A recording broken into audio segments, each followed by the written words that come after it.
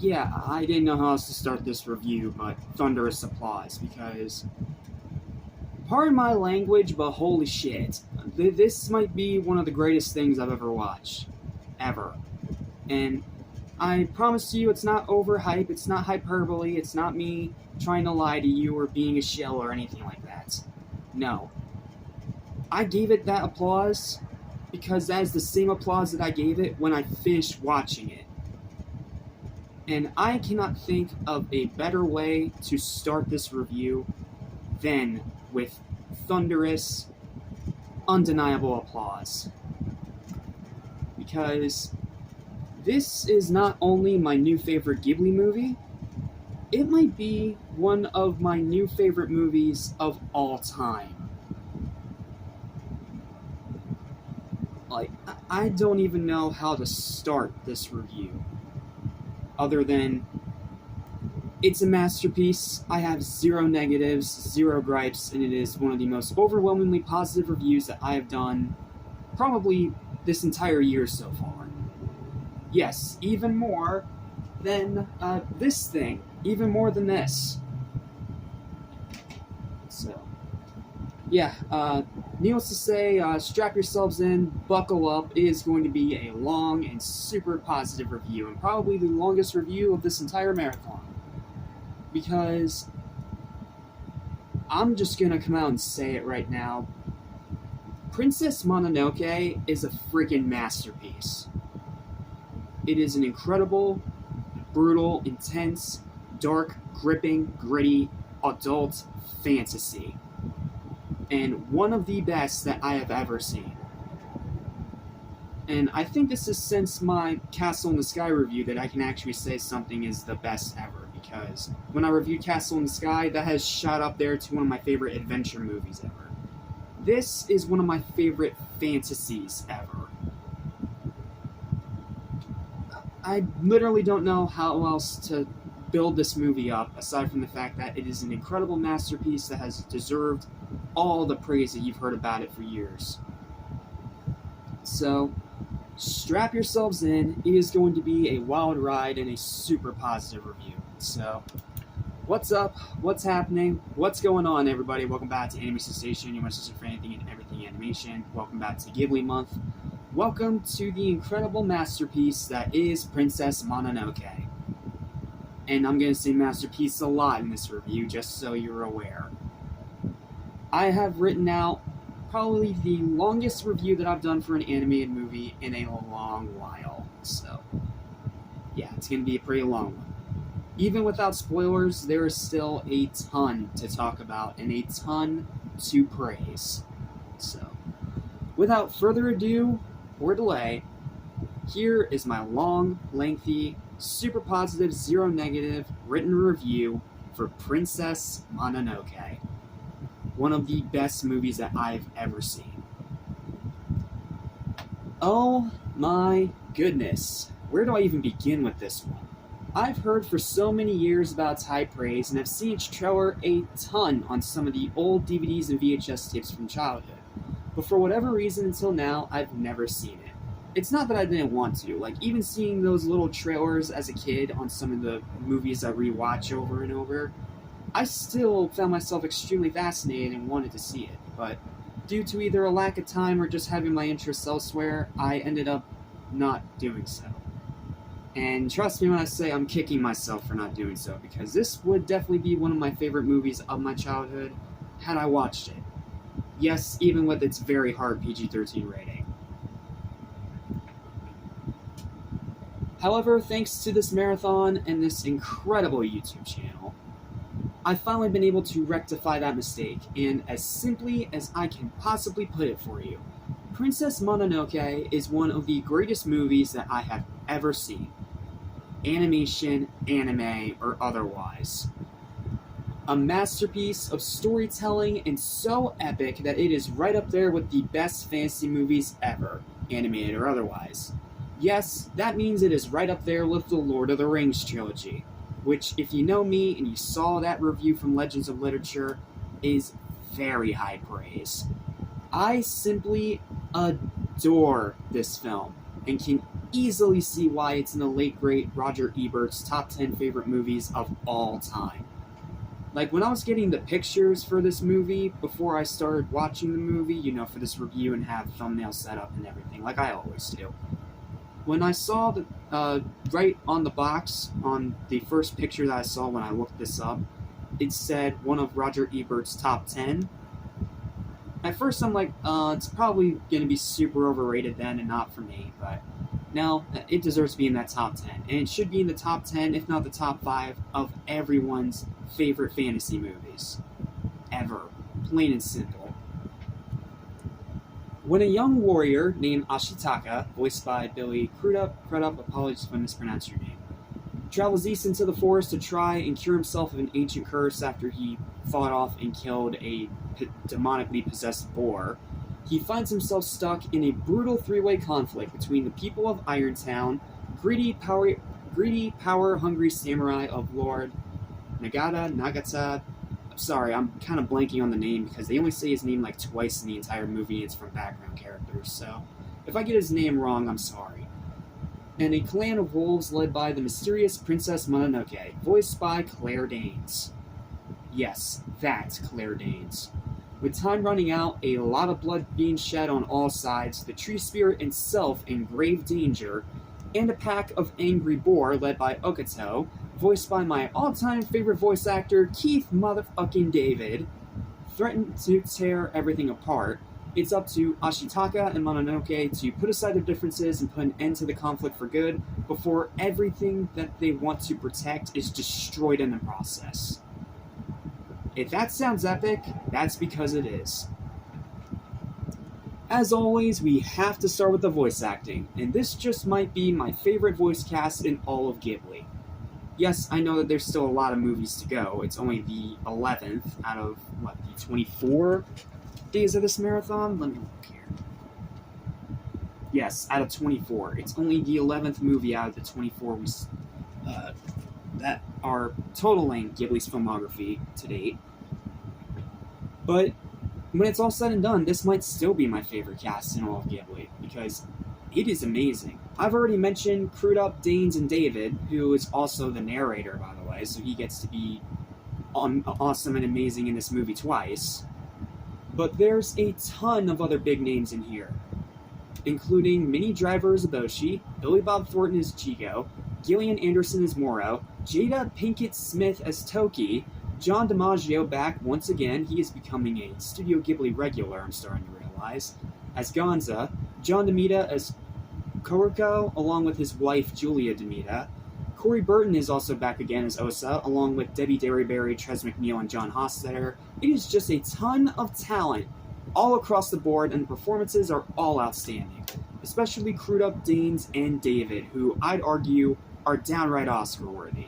And it is a freaking crime that none of them got a nomination for an Oscar, or that this movie didn't even get a Best Animated Film nomination back then, because it freaking deserved it. But thankfully it won a bunch of other animation awards, so I guess take what you can get. But that's not the only thing helping this movie ride like the wind. The action and battles are amazing, as they feature both incredible choreography, you literally feel every single sword strike, but also some of the most brutal on-screen gore that I've ever seen in not just Studio Ghibli, but in a PG-13 rated film in general. Yes, even bloodier than some of those PG-13 DC animated movies we looked at last July. Surprised it wasn't R, in all honesty, because, yeah, this movie has some intense gore. Like, you see people get blown to bits, you see limbs get sent flying, you get to see a lot of decapitation. There is so much blood, there is so much gore. It is so on-screen and so vicious that I was in shock. Like, even when I was seeing some reviews that showed some footage of some of the gore, I still wasn't ready. Like, you literally have this one scene where Ashitaka is fighting the samurai, and thanks to his little demonic curse in his arm, he shoots that arrow so hard that it goes through both the guy's arms, takes his arms off his freaking body, and pins the arms to a tree. That is a gruesome shit that I love to see. Characters are all phenomenal, especially Ashitaka trying to be the peacemaker, and the titular princess herself, Mononoke, or San as they later call her in the movie, who is badass. I freaking love Mononoke. She is one of the most badass, incredibly well-developed, and extremely pivotal main female protagonists that I have ever seen in a movie. Animation, anime, or otherwise. She is incredible here. And, of course, it is obviously helped by the voice acting. Claire Danes does an incredible job. But I freaking love Mononoke. She is badass, and I absolutely just loved her all throughout the movie. The pacing is superb and gives every single scene a chance to sink in. Nothing is rushed. Not a single thing is rushed. Every single scene gets a chance to sink in, whether it's comedic or intensely dark. The music is phenomenal as it adds a lot to the already epic feel, especially the haunting vocal songs that are towards the end. Towards the end of the movie, they start playing these vocal tracks in the background, and it is haunting. Not only because the vocals themselves are beautiful and soft-spoken, but also because when you look at the lyrics after you watch the movie, yeah, the subject matter of the songs is pretty damn dark, but it is all for effect, and it does so many things so well. And it even carries on into the vocal track that plays during the end credits. It is so damn good, is what I'm saying. Tone is a spectacular balance between hope and dread. Like, the tone in this movie, it bounces around a lot, but it's a good balance of the many different things it bounces around. Sometimes it's goofy and comedic, other times it is horrific and dreary, and then other times it's kind of in the middle, bouncing between the two. And then sometimes it's just awesome.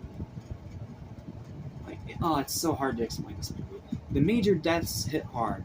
There are some major character deaths in this movie, and they will hit you right in the feels. Why? Because the character development is insanely good, as every single one has an arc that adds dimension to explain their motivations. Like, every single character, whether it's a background character that's barely in the movie, or a main player, all of them get significant character development all throughout the film, and it adds so much dimension and likability to every single one. Like, even the main antagonist, kind of. There isn't technically an antagonist here, but I'm going to call her an antagonist. Even Eboshi, she gets incredible development all throughout the movie. Especially towards the end when she realizes her own mistakes and tries to redeem herself of them. But to be fair, all those decisions that she made were to help protect this town that she is obviously the protector and ruler of. So, even though some of the things that she does are horrible, you understand why she comes to those decisions. It is ridiculously in-depth and incredibly well told. Morals about the battle between advancement and nature is beautiful and is still relevant today. This is a staple of Miyazaki. We talked about it a little bit during Nausicaa and Castle in the Sky, but here it is very much emphasized with the battle between the advancement of technology and the soft, gentle beauty of nature. And not to mention, it is an environmentalism message that is not bashed into your skull, and it actually makes sense throughout the entire movie. Again, one of those things that so many animated movies nowadays just keep getting wrong. It's so hard to comprehend why. Runtime is very brisk at barely over 2 hours, yet it doesn't rush anything. Like, it may be a brisk runtime at just barely over 2 hours, and even shorter than Castle in the Sky, but it uses that time perfectly, and it perfectly... Sorry, I'm using perfect a lot. It masterfully develops every single scene and makes every single one of them impact you in some way or another. And not a single freaking thing feels rushed. Like, not even the ending. everything about the movie is perfectly well paced. Animation is amazing and definitely showcases its much higher budget. Like, don't get me wrong, I've adored the animation in a grand majority of these Ghibli movies, but this one, you can tell that it had a lot more budget behind it because there's a lot more shadows, a lot more highlights, a lot more detail, a lot more texture. And keep in mind, this is all done in pure 2D animation. There is not a single moment of any CGI. Every single arrow hit, every single sweeping shot, every single riding shot, every single just character movement, every single moment in the battle, every single choreography, every piece of forest and nature, every single tree spirit, it is all traditional, hand-drawn, 2D anime animation. And it is spectacular to look at. The storytelling is intense in the best of ways. I'm not going to say any more than that because it would do a huge disservice. Writing is somehow even more adult and sharp than both Nausicaa and Fireflies, which legit shocked me. Like, I knew this movie would be adult, but I was not expecting it to be more adult than both of those movies combined.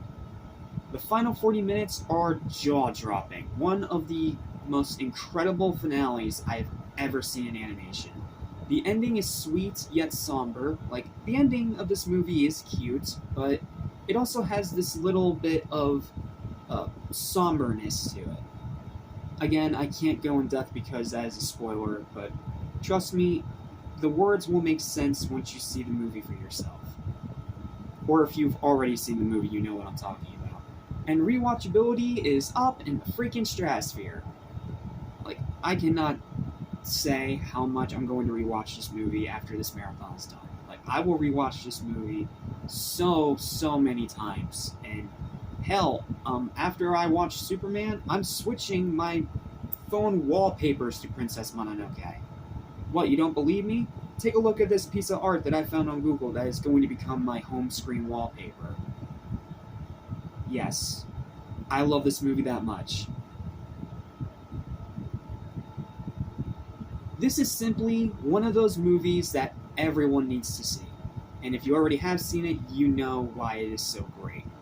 Because this right here is what most movies nowadays are severely lacking. Whether it's animation, anime, or live action. This is simply what all movies nowadays are lacking. It doesn't hold your hand, it is not afraid to make some very ballsy decisions and show you some pretty gruesome stuff. And it doesn't sugarcoat any of said gruesome detail, as it pushes that PG-13 rating as far as it can possibly go. Again, like I said, I'm surprised that this movie wasn't R because of the insane, intense, brutal gore. We need more films like this that shatter boundaries. As my computer falls asleep, sorry. I'm talking so long that things deciding to go to sleep on me. As it pushes that PG-13 rating, we need more films like this to shatter boundaries and create something original that will stick with you long after you finish it. Most recently, that has been Spider-Verse, and most recently, as in this year new releases, that's been K-pop Demon Hunters. At least for me it has. But overall, whether it's live action, anime, or animation in general, we need more films like this, because I know that people have said it before, but I'm going to say it again. Animation is not just for kids. It's a great thing for kids, but it can also be used to tell some incredible stories for adults, too. Like, take a look at, let's say, the Ralph Bakshi version of Lord of the Rings. Like, that version, it is an incredible film, even despite not being on that same level as the 3 live-action movies, because it's one movie that crams all 3 of those books together.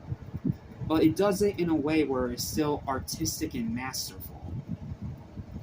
Yes, the Peter Jackson trilogy is better, but they had more time. Whereas with Bakshi, he had to literally take all 3 of those books, condense them into one movie, animated, and keep it as adult as possible. That is harder to do than you might think.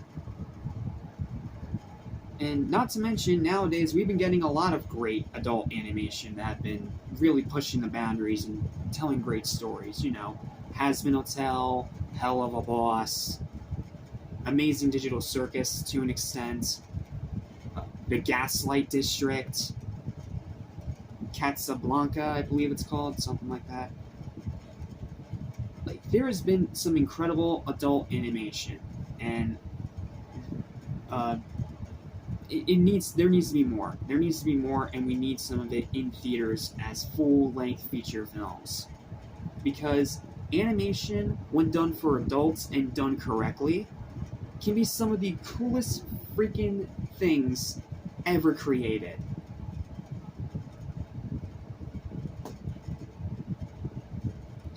Okay, sorry, I went on a bit of a tangent, but my point is, we need more films like this, that are adult, that are ballsy, that push their ratings as far as they can go, and they stick with their viewer long after the viewer finishes watching said movie.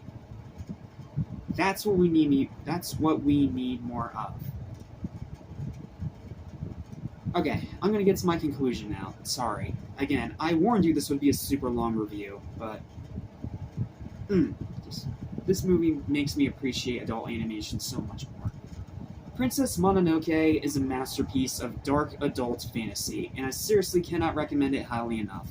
Without a doubt, my favorite Ghibli movie that I have looked at so far. Sorry, Castle in the Sky, you have officially been dethroned. And will no doubt be in at least the top 5, if not my number 1 when this marathon is said and done. Yes, I know we still have movies like The Wind Rises, and Spirited Away, and The Boy and the Heron, but this is a movie that was just made for me, man. I love dark adult fantasy when it's done right, and this is one of the best examples of it done right that I've come across in at least a decade. It is an incredible, incredible movie. And I seriously cannot say it enough, it is a masterpiece. If you, for whatever reason, have not watched this movie yet, and you can stomach intense, violent gore, you are in for one of the greatest stories ever told in film. Plain and simple. Watch this film now, if you haven't already. If I haven't already made it clear to you by the fact that this one review is already almost 25 minutes long, and still has no spoilers. My final verdict for Princess Mononoke is the highest it can go, and a super well-deserved 12 out of 10. Yes, up there with Sonic 3, up there with Deadpool 3, it is one of the greatest things that I have ever watched. And it is going to be hard to top. Like, yes, again, I know that there's other movies that we still need to look at that are even more highly acclaimed than Mononoke. Hell, some of them have even won Academy Awards. But to me, Mononoke, it is just a masterpiece of dark adult fantasy, and I genuinely love that it is one of those adult animated movies that is done correctly. It is an incredible film. I am still blown away by it, even after literally just finishing it not even a half hour ago. And I'm so happy that I had this channel and I had this marathon to finally see it and talk to you guys about how truly incredible of a movie it absolutely is. I adore it. I'm going to adore it for a long time, and I'm just glad I finally saw it. After all these years, I finally saw it, and I can finally understand the masterpiece that it is. Princess Mononoke, one of the greatest movies ever made. End of discussion. Okay, that is it. That is all I have to say for Princess Mononoke without going into spoilers, because I will not dare ruin this movie for anybody.